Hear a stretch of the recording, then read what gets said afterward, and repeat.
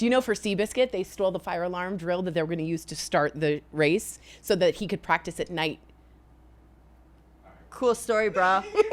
Cool story, bro. It's true. Flip it.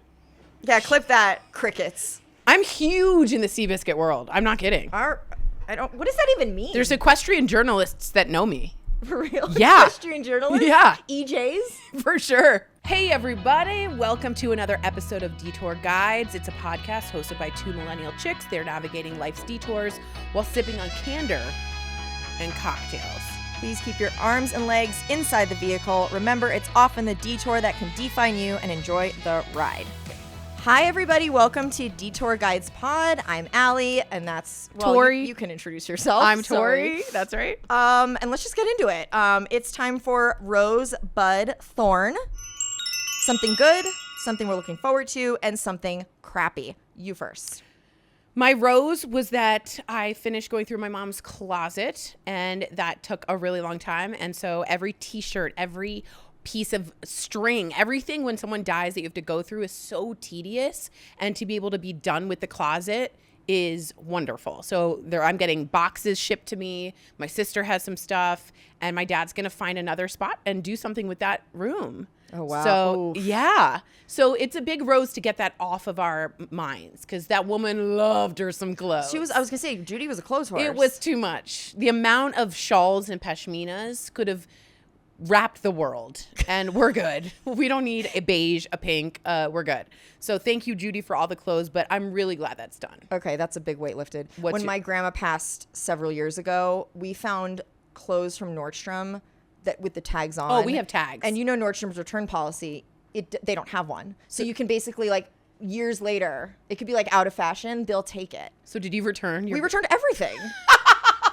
What? It was amazing. I mean, we literally got money back. Oh my God. And that woman, Harriet would have been very happy with that. Harriet would have been like, no, you're getting rid of a wonderful piece. Yeah. God we would bless have been Harriet. like, listen, we want the money. God bless. God bless. Yeah. So anyway, yeah. Two beautiful, fashionable Jews. Oh, very much so. Very. I think they would have been like, I feel like your mom was my grandma, but like Very similar. 30 years young. No, not 30. I can't do math. She was a younger version of my grandma. Perfect. I'll take it. Harriet and Judy. Harriet Actually, and my Judy. grandma's best friend is named Judy. I can't say her last name because I don't know. It just doesn't feel right. Yeah. But yeah, Judy. And Judy's still kicking. I bet Harriet and Judy are up in the heaven right now shopping.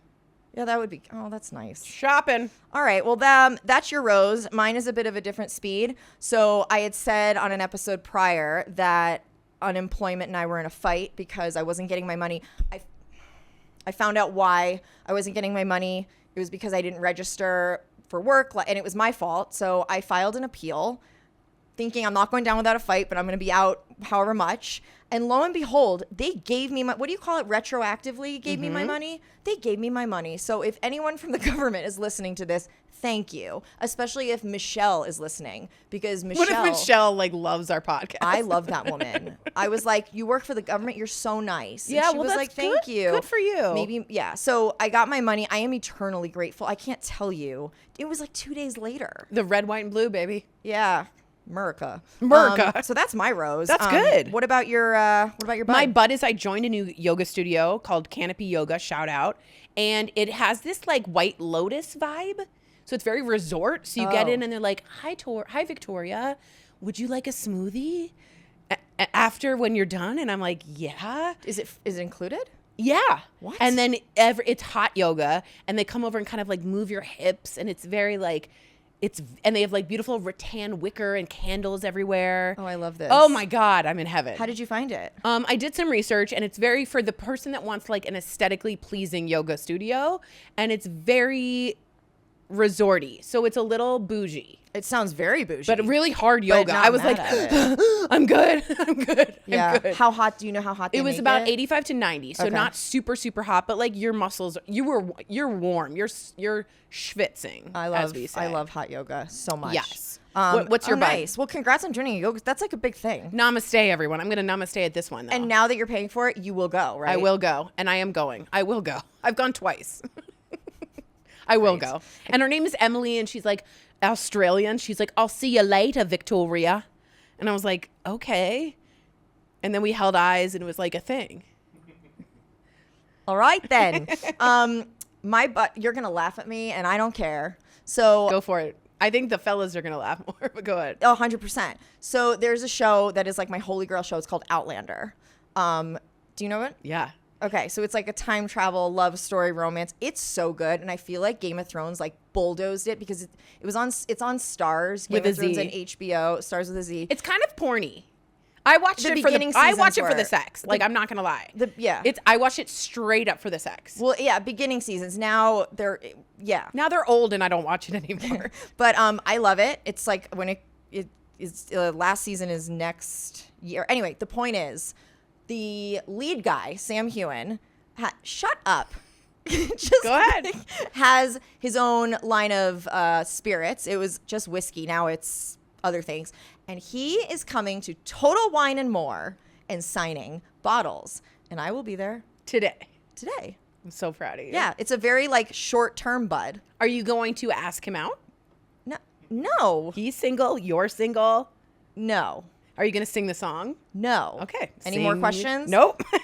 No. He is And very hot. I will recommend. It's very, like, for anyone who's like horny, you should watch Outlander. Seasons 1, 2, and 3. Very good. I wish you were coming with me though, because Yes, I know. I don't want to Sorry. do this without you. So but it's sorry. fine. I would be way into it. I'd be like, sing me a song. I'd do Okay, the whole maybe thing. I'm glad she's not coming. Okay, what's your thorn? Okay, my thorn. I am breaking out like a teenager, Oh. and I'm not happy about it. I'm so sorry. I'm one of those people that doesn't break out often, but when she does, she does. She does. And I just feel like I'm going through puberty again. It's very annoying. It sucks when you hate your skin. I I'm didn't so say sorry. I hated it. Oh, but well yeah. then I'm so sorry. I'm so sorry. Are you projecting? No, my thorn is I have to go get blonde again, and I don't want to. I have to go get my roots done. Every woman and man who does this knows it's just like I don't have a person. I need a person. I don't have a person. But can I interject? Anyway, Can I interject? yeah, Tory has a thing with her hair. I don't want to talk about it. It's been like a journey from how many years? Like, Many and it doesn't matter. That's who it because on is. DBL they told me I had to dye my hair brown because I'm the smart one, and smart women aren't blonde. That's what started it all. I'm not joking. Is that what started this whole Yes. thing? Because it doesn't end, and no matter what, her husband and I look at each other. We're like, here we go again. Yeah, well, it doesn't. try end. turning my hair brown to be smart. Then they wanted to put glasses on me, so I was smart. I was like, y'all, I'm not Tina Fey. I made me polar. You're like, I'm not Sally. Move along. But yeah, I mean, I hope you find your peace with this eventually, because it's just like you can always count on a problem with the hair. Well, anyway, All right. Well, I'm sorry. Your hair looks great to me. your hair looks great to me. There's too. a reason it's up. It looks great. Okay, well, thanks. We'll take it. It is time for I'll Drink to That. Cheers to the start of our tour. So the theme, which is so ironic, is sober curiosity. This is our detour this week, y'all. How ridiculous would it be if I was like, here's the booziest drink I've ever had. You're going to love it. No. So we have something cool. Tell us about what we have. So it's called Good Twin, and it was, just so you guys know, it was gifted to me, some swag. And it's a sparkling rosé, but it's a mocktail, so no alcohol whatsoever.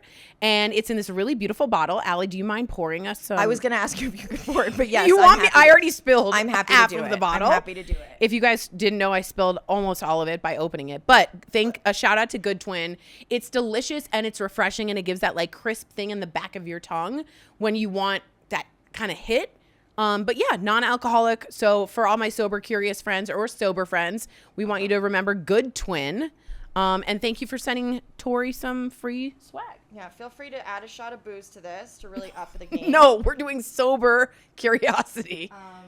And Allie's taking this detour, so she's going to lead this episode. Yeah, okay, well, cheers, first Cheers. of all. Here we go. Let's try it. I've never tried this.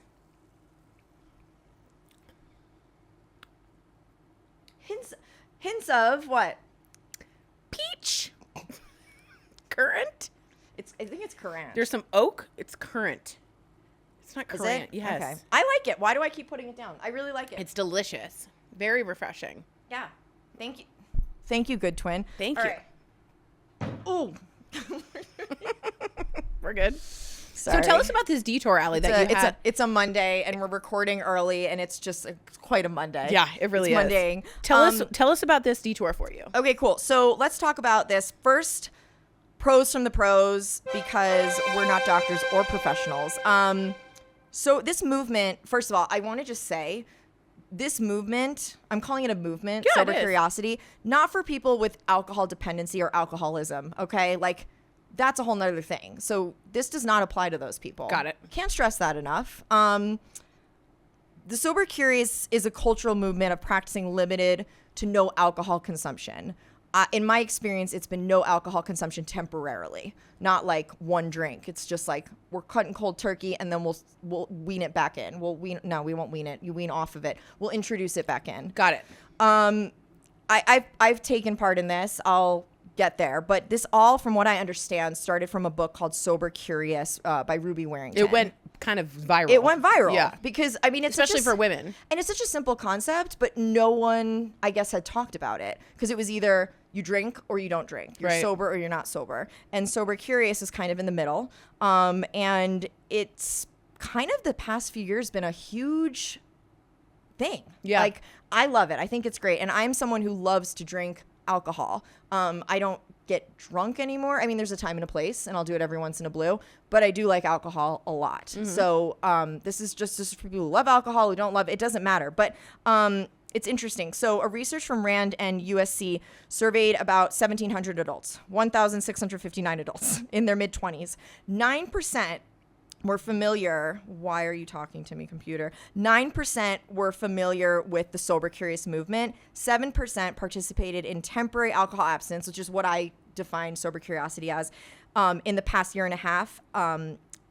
And they reported reduced drinking after the challenge, which that's interesting. Yeah, you're done with the challenge, you're sticking with it. There was an analysis that Gallup did in 2023, and they found 18 to 34-year-olds have become less likely to say they drink to excess over the past 2 decades. Which is different from millennials, because we're Yes. in millennials, and I went to University of Michigan, and we were the drinking generation. Yeah. Shot, shot, shot, shot, shot, shot, shot, shot, shot, shot, shot, shot, shot, shot, shot. Sorry. So yeah, I'm sorry. No, I mean, I'm giving the other point of view. you drank a lot. Yeah, I Yeah. did. And that now the younger generation is a lot more sober curious. Which is so interesting to me because I thought it would be the opposite.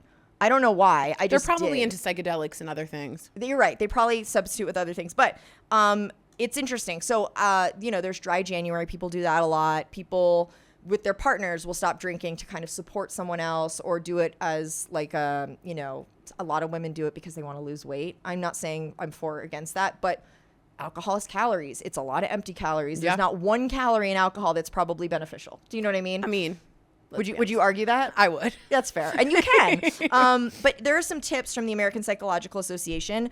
Find an alternate drink to have in your hand if you care. I'm one of those people that it does trick my brain. Some people are fine just having a water. I like having something not fancy, but something that's more than a water, but less than a Your dad gets like cocktail. a sweet and sour mix? My parents I say my parents are sober, which sounds like they had problems. They have not. My dad's been drunk once, and he's my dad. He's older. He's been drunk once. Yeah. Some could say that makes him a loser. Some could say that makes him very responsible, depending on how you look at it. But yeah, him and my mom don't drink. He gets this sweet and sour. He gets like tonic water with a splash of sweet and sour mix. Yeah, it's a nice mix if you're looking for an alternative drink. Yeah, and if the restaurant doesn't have it, God help them. Yeah, he's really mad. He's like, we're never coming back here I've again. been there with him before. Yeah. By the way, Liquid Death came out of the Sober Curious movement, and I know someone who was a venture capitalist with Liquid Death, and I'm not trying to like push the brand, but it was for mostly sober people to feel like they had a beer in their hand. Well, and look at the packaging. Yeah, that's exactly why, right? And it looks like. right. And I know several sober people that enjoy having water or whatever with Liquid Death, and it feels just like you're having a beer. Yeah, it's amazing how you can kind of like trick your brain into thinking just by holding something. They do say to expect a carb craving, which I can't relate to because I always crave carbs. But people, I guess, with the reduced sugar, they crave more carbs. That could be you. It could be not. Also, prepare an explanation for your friends. This is key for me because when I did my month, I have friends that like they don't mean to, but they guilt me. Well, I don't want to drink alone.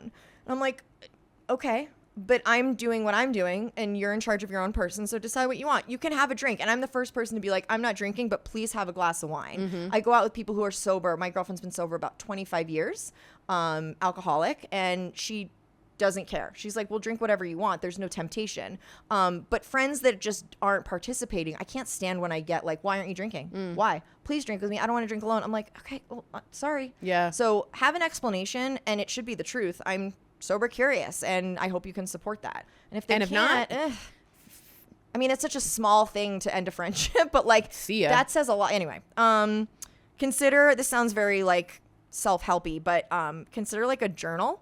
The thing I like about this is you can note patterns and emotions. If you're consistent with this, you can just like be like, okay, I'm feeling happy today, and then you can see like, oh, off alcohol, and you can even do one while you're not doing a sober month or not sober curious, compare and contrast. Smart. I really like that. Smart. There's a sobriety deck I saw that I really love. It's by these women, Tawny, Lara, and Lisa Smith, and it's kind of like a pick one, and it gives you tips on how to be more sober curious, how to support your sober curiosity, and it's kind of like a game. I think that's fun. That is cool. And then take notice of the benefits. I mean, people report better sleep, improved mood, more energy. There is weight loss to be had here because it's empty calories. And when you're drinking one drink, more drinks, you get drunk, your inhibition, your judgment is off. You're not watching what you're putting in your body. Very true. So those are some benefits. And money. Oh my God, money. The amount of money like saved. you get the bill, and if you're splitting, you see like how much you could have spent if you had as much to drink as the person with you, and it's kind of whack, especially now. Oh, I know. It's very expensive. It's so expensive. Anyway, yeah, so that's that. We're in a day and age where mocktails are so common that it's really, in theory, easy to be sober curious, which I love. Yeah, and on Daily Blast Live, we had a lot of doctors come on, and recently they have come to our attention that even one drink, remember the days when it was like red wine makes you live longer. Let's live like the French and the Greece Yeah, and I think that's still true. It's definitely not. It's not? Nope, okay. It's not. Red wine's not good for you at all? Nope, not at all. The research was totally skewed. Bad searches, bad challenges, bad research. So one drink can really mess you up in terms of how, like, I hate to say this, but carcinogenic wise, it can lead to cancer, even like having one drink. So I'm not saying that this is me. I'm going to tell you my personal thoughts and beliefs after this, but I'm letting you know the science says like if you can abstain from even like light, moderate drinking, which a lot of us are doing, it can help your health benefits hugely in the long run. Bummered bus just womp, came in. womp, Sorry. Womp. Okay. But she speaks the truth. It's true. And then there's the spiritual of it all, which I'm going to kind of let you go, and then I'll chime in when I need to, but this is more your vibe. Okay, so if you are interested in the sober curious path, spiritually, a lot of things, and I always go to Buddhism first, they say that alcohol will cloud your judgment, it'll stop your mindfulness, and eventually will lead to suffering. So that sounds like a really fun We're here to bring you down. We are here to just bring you down on a Monday. Right. Well, it won't release on a Monday, thank God. I know, but the mindfulness aspect is really interesting in the Buddhist thought that you don't want to go to extremes on anything. They don't like hot teas. They don't like hot coffee, because anything too extreme or cold, all of those don't work for staying in moderation, which is the Buddhist path. Okay. If you're a Judeo-Christian, that guy is, right? Okay. It's more about something called like your body is your temple. I don't know if you've ever heard of this. It is.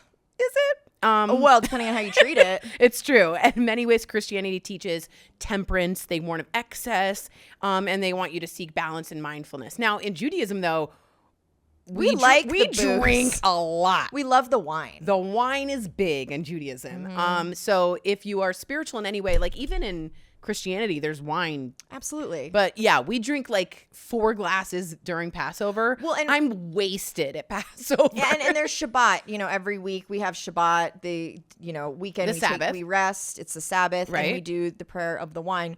But I mean, it's a sip of wine per person, right? And we bless it, and we're done. Right.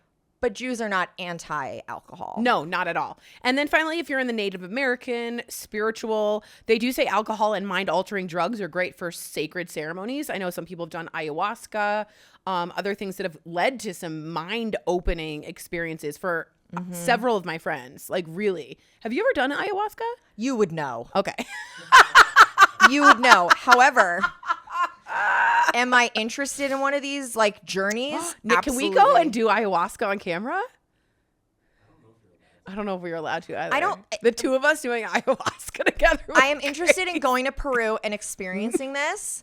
I'm also terrified because it's not guaranteed you're going to have this eye-opening. Like, it might be really bad. It could be a bad trip, but they're shamans. I don't know if they're real. Blah, blah, blah, blah. They're real. They're real. I know, but you got to be careful when you do this. Yeah. Because you do get like violently ill before you go on your mind trip. So just be conscious of that. But yeah, some spiritual aspects of it actually push you to go towards that in ceremonies, in sacred I mean, ceremonies. it's a flower, is it not? It's a plant versus. I don't know what ayahuasca is. It is. Okay, let's say it's a plant. It is. And as you're talking, I will confirm this, Okay. but I'm almost certain. And then you drink it. I mean, we're not comparing ayahuasca and alcohol. No, to be we're just clear. simply saying that certain spiritual aspects, hard drugs can, or different drugs can lead you to spiritual. By the end of this episode, every listener's going to be like, I need a drink. I'm so sorry. Okay. Not a Apologies. mocktail. So that's the spiritual aspect of Sober Curious. If you are trying to lean into your faith or trying to experience any type of opening in terms of your spiritualness. Also, New Age spirituality says that alcohol offers temporary escape but doesn't help with personal growth. So now our personal thoughts, shall we?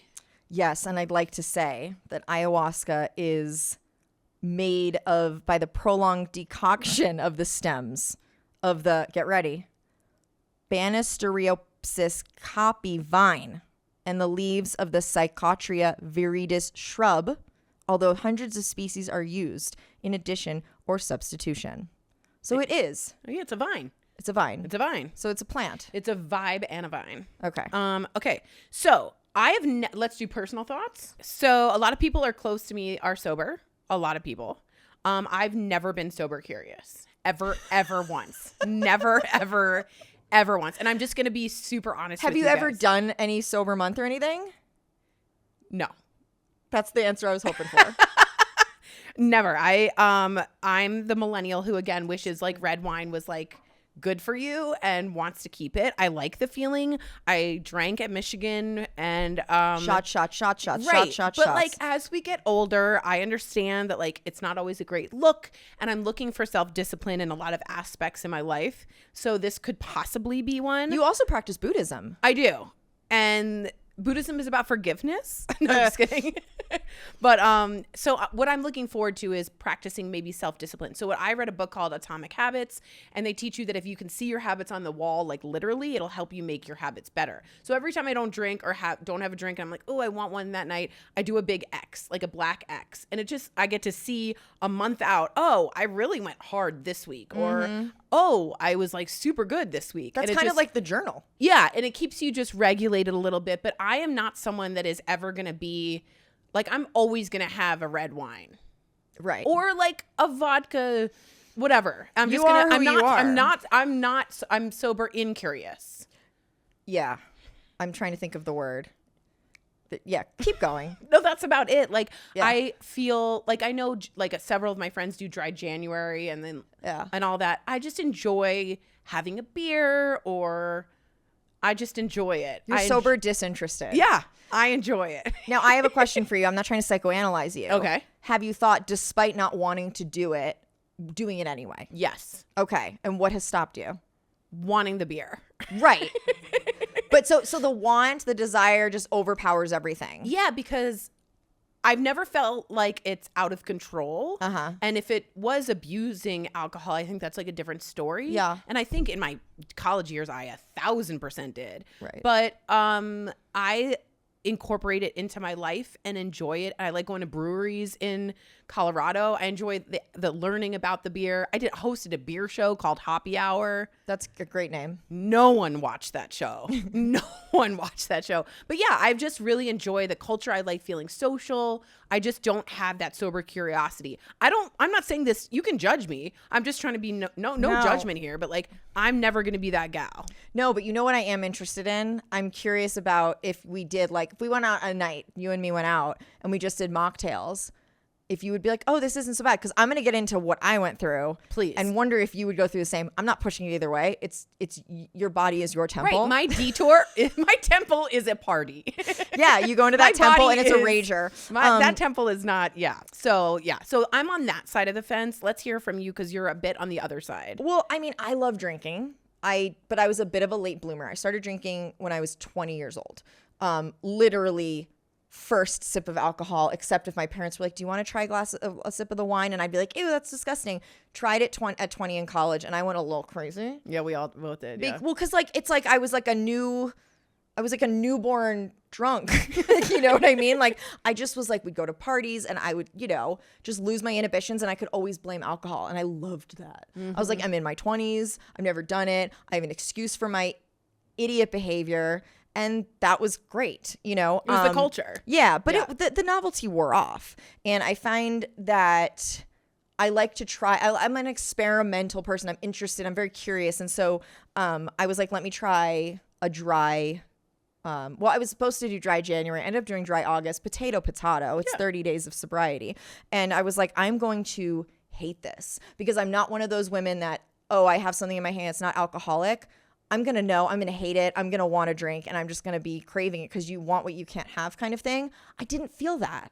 I didn't feel that at all, which was shocking to me. What did you feel? I felt like a nerd that was enjoying learning about mocktails, which I didn't see coming. But I would go to Trader Joe's and I'd find things to like make fancy drinks. And I found when I put it, it's the complete opposite of what I thought. When I put it in a wine glass and I would drink it, I was like, oh, this is really fun. I'm just not going to feel any different, but it's nice to drink. I also knew, though, that there was an end point to this. I was like, if this was going to be forever, probably wouldn't feel that way. Right. But knowing that this was a month and then I could drink and it would probably taste so, I'm going to get to that in a minute. I was like, this is going to taste so freaking good when I have my first martini after 30 days. And then I did. I had my martini. And? Kind of like. It's like a bad night out with a guy. Yeah, it kind of it was kind of like, that's it. Yeah, right. And I was hoping to just have the best. I was like, I live alone. And I was just hoping to be like, yeah, I'm back in it. And I was like, cool. It just, I didn't feel any different. And I was kind of bummed because I did want to feel, first of all, I was like, I'm a woman. I was like, I want to lose some weight. I want to have better sleep. My sleep improved a little bit. Okay. My digestion improved, which was a big plus. But I didn't notice huge difference. Now, maybe that's because I'm not a heavy drinker. Sure. So I should probably start drinking heavily to then do this again and then see the differences. Like, it's just an experiment. What if I were to tell you had to be sober for a year for alcohol? Ooh, a year? I don't know. That you saw my reaction just now. I don't like that 6 months? at all. Could you do 6 months? I could do any of it. Okay. I'm not dependent on alcohol. You also enjoy like little like drinky drinks. Like you like mixing Celsius with like little thing. And I'm like, I just want some water or booze. Like I don't. Oh, you mean like a mixer with a, yeah, you like a lot of like. That's true. You like ingredients, and Tory's too like tomboy for that. I get what you mean, even though it might not make sense to everyone. I know exactly what you mean. You like to make a mocktail. Like that is enjoyable to you. Yeah, but I really did enjoy the experience and learning. But yeah, I just kind of was like, what did I get out of this? I learned about new drinks from Trader Joe's that I can buy that make me feel like I'm still imbibing without the effects. Nice. Now, that said, what did I learn? I learned that I do not want to give up alcohol. I learned that I can give up alcohol. And you have the self-discipline. And I have the discipline. Right. And I'm going to do it once a year. I decided that. That's okay, when's your next sober month? I don't know yet. Okay. Yeah. I mean, I have to figure out my life because when I travel, I'm not going to be sober. When you're in Europe, that's very hard. I mean, I had wine with like breakfast in Italy. And they don't treat it like it's a big deal. Very different. It was very different. They drink every day. I mean, they being, generic, not everyone does, but they drink in a way that culturally doesn't feel like it's a big deal. It's almost like they're having like a soda. Yeah, it's like an aperitif. An aperitivo hour and all that is the best. So anyway, we're getting ahead of ourselves, but that was my experience. I'm really glad I did it. And luckily, thankfully, alcoholism does not run in my family. If it did, I'd like to think I would be very cautious. For sure. Not to say I drink a lot, but I would be very cautious because, you don't want to. Yeah. I will say my family does not drink at all. So when I have 3 glasses of wine, my dad orders like a nice bottle of wine and I'm like the only one drinking. So I've like a third glass. They're like, Tory. Yeah. I hate that feeling of like they're judging me. I'm like, yo, this is like $100 bottle of wine. Right. We don't want to waste it. So yeah, so that can be uncomfortable. And, I think that maybe they wished I didn't drink as much, but that hasn't stopped me.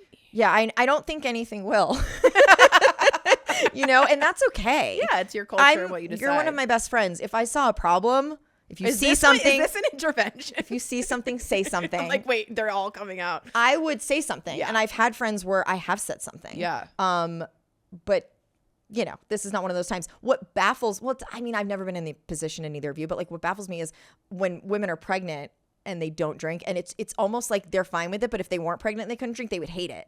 But I understand why this is, you know, human life and all that. But I have some friends that were pregnant, had a glass of wine, and it was fine. But, you know, my sister was like, the second I get that baby out of me, like, we are like, your sister had wine at the hospital. she did have wine at the hospital, and I loved that. I loved that for her. She is not sober curious. She's not sober. She had to be for 9 months. Curiosity has worn off, and she's ready. Yeah. Good for her. So, yeah, anything you want to add to that? I mean, those are our stories. No, I just think that if you're listening and you are sober curious, there's things that are positive, and I also think that like there shouldn't be any judgment in this circle. Not unless there's a serious problem. Yeah.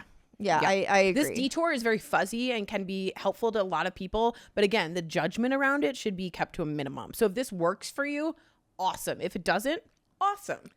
Perfect segue into detourist talk, because we're going to hear from some of our detourists. So I asked Instagram about some, you know, what are your experiences with sober curiosity? And I had a few that stood out to me. So one of the people that responded said they did dry January to support a friend. Okay. And they ended up continuing it on. Not the friend. Oh, they kept it. The person that was the support. Okay. They found their behaviors better. They like themselves more, and they've noticed some behaviors that they wanted to change. And thanks to this friend, they're doing this. But had the friend not asked, they probably wouldn't have done it. So I thought that was interesting.